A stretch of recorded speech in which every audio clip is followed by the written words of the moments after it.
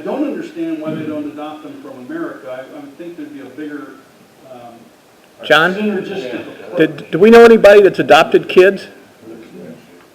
Because God led my wife to 3 girls in Russia.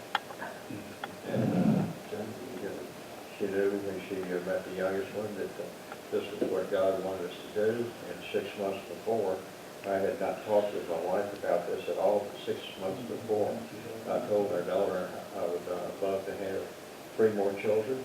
And when my wife wanted to go to Russia, I was saying, Lord, I ask you to, you want us to have more children, to show my wife the children you want us to have. I'm asking you for 3 daughters. She came back and said, John, sit down, I have something to tell you. And started to adopt. And so 6 months later, we were staying in a courtroom in Russia. Well, if God dumps 3 kids in your life, by all means take them. And so that's the right thing to do. My question, though, is kind of like, what would happen from a geopolitical perspective if the target was America and all of a sudden you've got a lot more synergism to maybe have a positive result? Of course, you may have negative synergism in our culture with a negative result. But I'm not sure this tactic, quote unquote, will ever catch on. But I think it's an important piece. It's one way of doing it. You suggested, I think it's a great idea. Yeah, you suggested it, and I think it's a great idea. I had not... Extemporaneous thinking, no. I have a friend here in Dallas. His ministry is at Conrad High School. Oh, I don't want to go near Conrad High School because people get killed at Conrad High School, right? And he's white, and they're all black, and it's kind of a mess. And he loves it. And he goes there, and he's on campus, and he's with kids, and all these kids are in his house with his wife, and and he has a major impact that nobody else does. And that's one way of doing your evangelism. So, through ministries like Young Life or a number of things. Do any of you know a gentleman named John Reeves, called Smoky John? Oh, yeah. Yeah. There's a lot of those deals. And I know Pat Booth does, and John Holden also. Smoky John. I was meeting with Smoky one day in a restaurant over here by the airport. And just before I got there, he and another fellow were talking about the Lord. And the fellow in the next booth got up and came around and said, excuse me, I overheard your conversation. I need to know about Jesus Christ. Wow. Yesterday, well, Smokey called me just before noon yesterday. He had breakfast with one of our sons. He's doing some counseling with our son. And while he was there in the pancake house out in Addison, 2 people came up and were led to the Lord. She was getting ready to go into a restaurant and says, well, I'm praying for who God wants me to meet next. So when people are ready and God's willing, things happen. And just normal, everyday events. It's called lifestyle evangelism. You don't need a stadium. You don't even need Billy Graham. You just need you available. You have knowledge of the truth, courage of the heart, and say, Lord, I'm ready, willing, I'm able, bring them on, let's do what we can do. I mean, is that how you get up? Is that how you're thinking for the day? Hopefully. And add on to Smoky John's story, some of his supporters are members of Preston Trails, and the person died, and he had Smoky go to a funeral out in South Dallas. At the funeral, 14 people came up and gave their lives to the Lord at the funeral. Those are good places to do business. So with all of this, the fact that the main point is, okay, the pastor-teacher. Why do we need a pastor-teacher? To feed, lead, and protect. Well, what do we need to protect against? Well, in Paul's day, Ephesus was highly oriented towards magic, demonism, angel issue, and throughout the first century, the whole area was involved in some kind of angelic system. So they had their own false teachings, they had their own heretical things taking place. Today, we're much more developed, and we have a lot more heresies floating around, don't we? Amen. So we have to become heresy hunters, right? Heresy, heresy, yeah. Get a steak. In order to beware, we need to be aware, right? We need to be aware of what's out there so we can be wary of it. So we need to understand a little bit about some of the, quote, heresies. Now, the word heresy is a Greek word, but we tend to attach a certain meaning to it, right? We attach a very negative, Jehovah's Witness, or a boogeyman here, or a demonic cult over here. But the word heresy simply means division. A division. In fact, Paul says in 1 Corinthians, it is necessary that there are heresies among you, Church of Corinth, that those who are approved might be made manifest. Sometimes you need to approach and deal with a heresy or an error to manifest it so that people can say, oh yeah, that's what you guys believe, and you're wrong. This is what we believe, we're right. And you create a doctrinal statement, or a creed, or a credo, or a confession, or a catechism. Those are all good words, those are all good things that were used to help the early church figure out, well, what is it we believe? Sometimes it's, we affirm this, we deny this. Right? We affirm this, we deny this, or sometimes it's just what we affirm.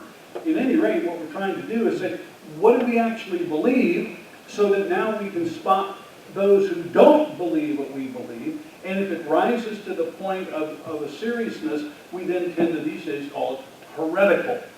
Heretical teaching is usually that, from the church side, heresy is usually a deviation from Orthodox Christianity that's been historically affirmed. Okay, so inside the camp, heresy is held by people who often are Christians, but who are leaving orthodoxy, going down a road that was not historically affirmed in the church. So usually when you talk about heretics, you're not talking about the demon church, you're not talking about this. You're talking about Christians who have broken away, broken off, and divided over issues that are not historically orthodox. Okay? Well, are there any of those today? Would there be Gnostics? They're still among us, right? Well, Gnosticism doesn't sell well. It doesn't package well. Gnosticism is the idea that there's this special knowledge. Well, we do have people who think they have special knowledge in a variety of ways, but we don't usually call them Gnostic. I know we don't label them that way, but it's still the higher calling. Like in the Gnostics, there was a great movement in Gnosticism. They had the second baptism, that deal. Well, the charismatic, well, we'll talk about that in a minute. Somebody has a question. Would we say that the primary heresy of the Mormons would be the denial of the deity of Christ? Well, I think you could pick a number of things with the Mormons. One, they appear to be polytheistic. Now, they'll say, oh, no, there's one God, but then they have a whole lot of other gods in there. So we would say that they're somewhat polytheistic. Number two, they have a Christological heresy. They don't have Christ in his full deity like we believe the Scriptures teach. So yes, that's a major issue. We would probably say we don't really agree with their eschatology. We don't agree with their bibliology because, yeah, the Bible's here, but we have the Latter-day Saints Bible called the Book of Mormon, Pearl of Great Price, the Doctrine of the Covenant. So extra-biblical revelation, that's a problem of bibliology and revelation. Christology is an issue. Eschatology is an issue. And, quite frankly, soteriology. What must I do to be saved? Their answer is not our answer, so we would probably have a problem with that as well. So a number of issues, whether it's the doctrine of God, the doctrine of Christ, the doctrine of salvation, the doctrine of eschatology, and the doctrine of authority, bibliology. So all of those are pretty significant problems, and similar with Jehovah's Witnesses. Now, so, let's see. You're all wondering which one I'm going to pick today. We're now living in the midst of one of the most epochal changes in the structure of the church that's ever been recorded, and I like to call it the Second Apostolic Age. Peter Wagner. Now, Peter Wagner was he was a missionary from Bolivia for a number of years. He then went to Fuller Seminary. He then taught a course with John Wimber. And so you have Peter Wagner and John Wimber. You ever heard of these two men? Yes. This becomes the foundation for the Signs and Wonders movement called the Vineyard. Familiar with that? So in charismatic theology, in America, it started in 1901 in Topeka, Kansas, with a lady who spoke in tongues. That became the beginning. Then you end up with a guy named Seymour and a number of folks who go to Azusa Street, and all sorts of things begin to stockpile and happen. It's the second blessing theology. You're saved initially by faith, and then you're saved again, or secondary step, two-step, right? By evidence by speaking in tongues. So all of a sudden the Pentecostal movement is born. Then you have a neo-Pentecostal movement that is more educated people. The original Pentecostals were more like dirt farmers and whatever, not to think a dirt farmer's bad if that's all you got. But they were not educated, and they very, these are some of the folks who like to play with snakes and drink poison and do stuff like that in the back hills. I don't like to do that. But from Pentecostalism, you had neo-Pentecostalism. And then from that, you had the charismatic movement in 1960 in Van Nuys, California, in the Episcopal Church. One of the bishops, Rector Bennett, was the guy who, it started there. And then that began to grow. And it went from the charismatic movement. An offshoot of that was Chuck Smith with Calvary Chapel. Big. And then you had another offshoot called the neo-charismatic movement, which was, again, more educated, less snakes, less craziness, more education, more mainstream. And in the midst of this, you have millions and millions of Christians gathering and coming into these different sectors of the movement. And as time goes on, and as sophistication goes on, you have another movement called the Fourth Dimensional Movement in Korea with Pastor Cho. This is Pastor Cho with the 80,000 member church. Kind of big. Definitely charismatic.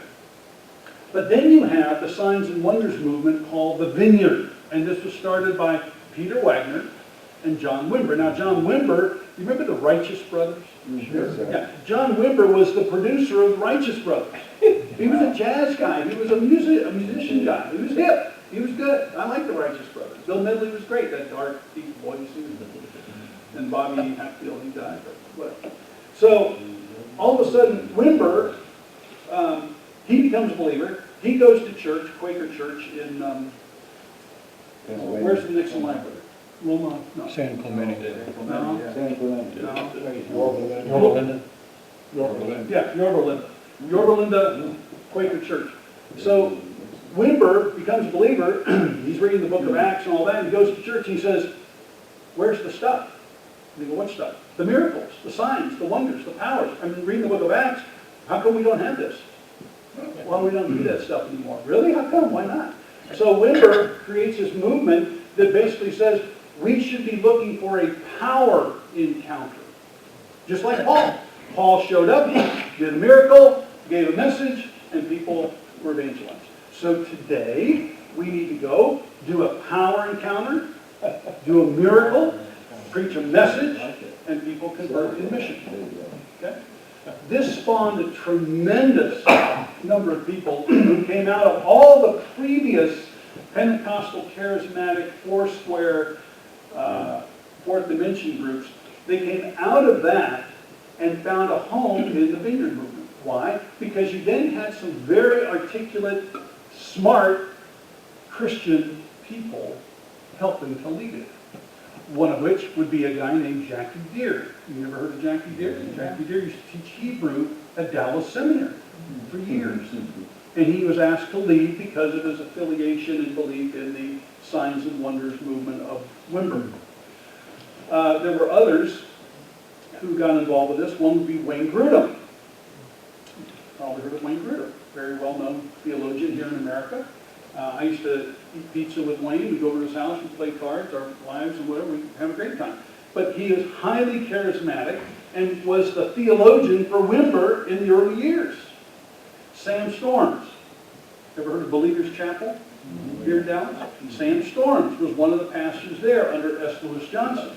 And Sam left, Johnson stayed, and when Johnson died, Sam was one of the speakers at the thing. And he's a very nice, godly guy. He's up in Oklahoma City. I think the name of the church is the Bridge Church. He was the president for 1 year of the Evangelical Theological Society. I mean, that's about as high up the ladder, on the conservative evangelical ladder you get in the scholarly world, and he was the president for a year. So you have all these movements taking place, but the latest one would be the Signs and Wonders Vineyard movement. Now, the Vineyard, I think, is diminished a little bit, but it's actually not just diminished. Part of it's diminished from the mainstream. Part of it has mutated into some other animal. So we have things like the Kansas City Prophets movement. Now, this is about 20 years ago. Sam Storms was involved in this. You have prophets who were in Kansas City getting revelation from God and telling people what they were supposed to do and how to live. Well, if you're going to have prophets today who get revelation from God, what else might you have today? Apostles. Frauds. Apostles. Fraud. Apostles. And so, what we have with Dr. Wagner is this new apostolic reformation. It's going on today. The new apostolic reformation. It's a counterfeit, unbiblical movement that's been gathering worldwide momentum. It's anointing celebrity leaders, meanwhile are scurrying to distance themselves from the NAR. That's the label from Peter Wagner, especially now that discernment reports have been shining the light on of Scripture, and the sheep have begun to take notice. So people are beginning to realize that Dr. Wagner, who's a wonderful Christian guy, missionary for 20 years in Bolivia, teacher at Fuller Seminary, but now he believes in apostles today. And the substance is biblical government for biblical power. Power. It's all about the power encounter. You need a miracle to prove Jesus, then you give the message of Jesus, and then you have the mission completed with people converted. So this is our man, the big man today, who's involved in this. So I want to give you a handout. Here we go. You guys start from that way, you start from this way. We're not going to finish because it was preordained from the beginning that we wouldn't. But that's okay. I've written down a bunch. For you. So here we have Dr. Wagner, and I can't read all this to us. But according to the New Apostolic Reformation, only prophets and occasionally apostles can obtain new revelations from God. Evangelists, pastors, and teachers cannot. The prophets' new revelations are crucial to overcoming the world, and the success of the church depends on the apostles following through on the information prophets provide. So God's giving new revelation. Would they accept Smith as a prophet? Joseph Smith? I don't think so. I mean, I don't know that, but I don't believe Peter Wagner would say Joseph Smith was part of what God was doing. I don't think he'd say that.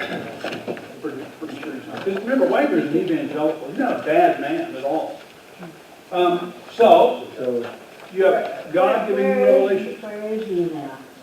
I think he's still in Southern California, because he went to Fuller, he taught there, then they put him kind of on, they had a moratorium that kind of stopped a certain class he was teaching on signs and wonders. They had a miracle laboratory. They would do miracles in the laboratory.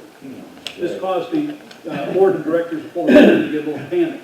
Put that on hold. Wagner then left and kind of moved around, wrote, and all of a sudden, before he did this, he got into spiritual territorial demon mapping. Oh, wow. Where the way you do evangelism is you need to understand who is the territorial demon around the globe. There are a number of them. Who are the territorial demons that are influencing and harming an area? Let's just take Asia, Southeast Asia. Well, there's this demon who influences Southeast Asia. So the way we're going to do evangelism to Southeast Asia is by, let's get together and pray against the demon of Shmush, whoever that is, and we're going to pray against Shmush, just like in the Old Testament, right? The prince of Persia, Daniel and the prince of Persia. Okay, so there's your justification. So we're going to pray against Shmush, and then we can go in and smash all the Shmush pots and whatever, and then start to do evangelism. So it all starts with discerning who the demon is over Southeast Asia. Now, where did you get that information? Huh? Where'd you figure out those seven? There's seven, of course, territorial demons. Where'd you get that? 911 to God. So, it's a revelation. This is somewhat problematic, right? But Somewhat. This gets exciting. If you get to be involved in that kind of spiritual warfare and global spiritual territorial demonism mapping, whoa, this is pretty exciting stuff. Scares the stew out of me, but I mean, some people love this. What? We're getting in with the power. We're getting in the inside. We're going to have people who talk to God. I don't talk to them, but they talk to God, and I get to talk with them. So I'm just that much closer. And then we see miracles take place in the power. This is Benny Hinn on steroids. I mean, that's nothing. Okay? Thank you. It's scary. This sounds like the global warming religious nuts that are saving the world, and people that have no direction in their life get associated with the whole global warming thing and the saving the whales and so forth. It gives them purpose and gives them a feeling of power. That's what scares me about it, because these guys are nuts. Well, it sounds like Well, people are susceptible to this. And there's two kinds of susceptible people. Those who are not very discerning, and those who should be very discerning, and yet they, for some reason, in real life, everything's fine. They're intelligent, doctors, lawyers, leading chiefs, and all this. But somehow when this stuff starts getting spun, they just kind of go, ooh, I can get on the ground floor. And this does cost you money, by the way, to get involved in it. Dr. Fred? Wait a minute. Part of this is tied to the 7 mountains. You ever heard of this? 7 mountains. Now, the 7 mountains movement basically had a good thing in mind. They said, how do we help approach our culture? Well, we've got to go after our culture in a way where the areas are. So we want to go back and try to capture families. We want to go after the educational world. We want to go after the government. We want to put Christians in terms of the business cycle, the media, arts and entertainment, and of course, in religion. So all that is saying, and the good sense of that is, how do we impact our culture? We go after cultural leaders. There's nothing wrong with that. There's a strategy to that, not a problem. But the New Apostolic Reformation took that and said, yes, we need to go after them as well and somehow infiltrate those groups with our message. Now, if you got the wrong message, influencing the groups are dangerous. If you got the right message, influencing the groups is not a problem at all. Now, there are some of the people, I think I listed that there for you, a number of people that have been involved with this. This does not mean they all believed everything that they taught. It does mean they were somehow connected, associated, and were, let's just say, mutually utilizing one another's networks. So some of these people, like Steve Douglas in Campus Crusade, I mean, this kind of teaching is filtered into Crusade now so that they now accept charismatic theology. They didn't used to do that. Bill Bright never would have done this. So things got turned around a little bit. Mike Huckabee, besides playing bass guitar and all that kind of stuff. Anyway, a number of these folks. But here's the real problem. The issue is authenticity, authority, the role, the function, and then how it's delineated down. Okay? It always starts, though, with the authority issue. So what are the forms of this apostolic order? So Wagner holds that there are 3 broad categories of apostles. By the way, where did he get that? Not in the Bible. Vertical apostles. These apostles lead organizations such as apostolic networks, provide direct spiritual covering for those in their networks. Horizontal apostles. These lead groups of peers, such as all the pastors in the city and all the apostles in the nation, to work together to accomplish specific purposes. So we have a certain ordering. And then there are workplace apostles. These apostles provide leadership to Christians working in different sectors of society, like the 7 mountains. Okay? So you have that threefold ordering. In addition to the 3 broad categories, he believes there are subcategories to these, both vertical and horizontal. So in vertical, you have ecclesiastical apostles. They lead the apostolic network of churches and parachurch ministries. By the way, of course you need a number 1 apostle over everything, right? Guess who that is? Peter Wagner. Okay. He died at 16. That doesn't mean he's guilty, that just means that's what it is. He died at 16. 2016. What did he die of? Didn't say. Is that- Terminal heresy. That's that. Yeah, lightning strike. Lightning bolt. His movement is not dead. Oh, it continues on. Apostolic team members. You get the idea here, right? These people, they oversee, they get revelation. Now, mainly the prophets get the revelation, but sometimes an apostle will get it. But the apostles are the ones who organize and strategize and then implement, and always surrounded with signs and wonders, okay, to manifest the truth of God's word. Functional apostles, okay, congregational apostles, they're interesting. And then within the horizontal apostle, you have the covering apostles. The apostles call together peer-level leaders who minister in specific fields. You've got ambassadorial apostles, mobilizing apostles. Who came up with these words? I don't know, not me. No. At any rate, territorial apostles. These apostles provide leadership in specific regions, such as cities, states, nations. For example, John Benefiel is seen as a territorial apostle in the state of Oklahoma. Doug Stringer has been seen as a territorial apostle in Houston, Texas. Right, Houston's its own territory, of course. Who Mark appoints? also notes that apostles do not all fit into neat categories, and many apostles have more than one spiritual gift. Wagner, for example, sees himself as an apostle teacher, and Bill Hammond sees himself as a prophet apostle. What do they do? Well, here's what they do. He's going to receive revelation, sometimes directly, mainly from prophets. An apostle will cast new vision for the church based on revelation, govern within the church, and will help to birth new ministries. Lead the church in spiritual warfare. Apostle will teach, impart God's blessing, motivate and carry out projects. Apostle will complete projects by bringing them to the desired conclusions. You see what this is? This is an organizational map. This is a business plan for a giant global intercontinental business. They will equip others for ministry. They will send out others who are equipped to fulfill their roles. Apostle will raise up future leadership. I mean, this sounds like what pastor teachers do. Here's some things that are true for many, but not all the apostles. They've seen Jesus personally. Why would that be important? You're an apostle, you have to do Because it. in the Bible, you need to see you see Jesus. And what about Paul? He saw Jesus, the resurrected Jesus, in a very unique way. So many, not all, have seen Jesus. They perform supernatural manifestations, signs and wonders, of course. And they expose heresy. That's a little ironic, but they plant new churches. They appoint and oversee local church pastors. They settle disputes, do church discipline, close church discipline, including excommunication, and provide spiritual covering. They suffer physical persecution, attract and distribute financial resources within the network, of course, minister cross-culturally, and fast. Where they fast on? They take back territory from the enemy and transfer it to the kingdom of God. So they cast out the demons, they take it back. They break curses of witchcraft.